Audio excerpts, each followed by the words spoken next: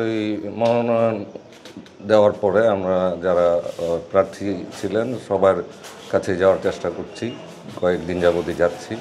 এর আগে কালাম ভাইয়ের বাসায় গিয়েছিলাম, অ্যাডভোকেট কালাম সাহেব উনি ছিলেন না, ওনার মেয়ের সাথে কথা হয়েছিল।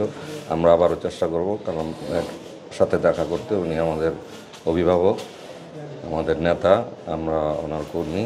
আজকে অ্যাডভোকেট আবুল আল ইউসুফ টিপুর বাসায় গিয়েছিলাম, টিপু ভাইয়ের বাসায়। ওখানেও সৌহার্দ্যপূর্ণ কথাবার্তা হয়েছে, তাদের সাথে দেখা করেছি, নির্বাচন নিয়ে কথা বলেছি, কীভাবে সবাই ঐক্যবদ্ধভাবে নির্বাচনটা করা যায় সে ব্যাপারে আলাপ করছি।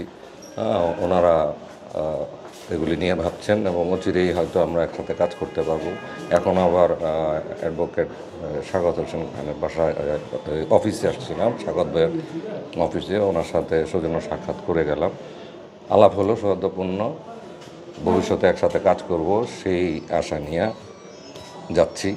হয়তো সামনে আবার একসাথেই কাজ করব।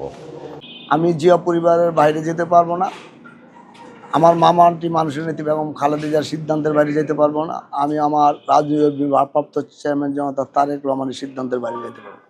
অতএব দল যে সিদ্ধান্ত নিয়েছে অবশ্যই আমরা সবাইকে নিয়েই আমরা অবশ্যই সাকার সাহেব, কালাম সাবেক এমপি, আমাদের সে কেন্দ্রীয় বিএনপির সদস্য, আমাদের শ্রদ্ধাভাজন কালাম ভাই এবং আরেক বড় ভাই ব্যবসায়ী আবু জাফর বাবুল ভাই এবং আমাদের কালাম ভাইয়ের সুযোগ্য ছেলে আবুল কাউসার আশা, যারাই আছে, যারাই নমিশন চেয়েছেন, আমরা সকলের সমন্বয় গঠন করে অবশ্যই দলের সিদ্ধান্ত মোতাবেক চূড়ান্ত পর্যায়ে আমরা মাসুদ ভাইয়ের সাথে পাশে থাকবো এবং তাকে নিয়ে আমরা ডোর টু যে দানিশের প্রার্থীকে বিজয় করার চেষ্টা করব।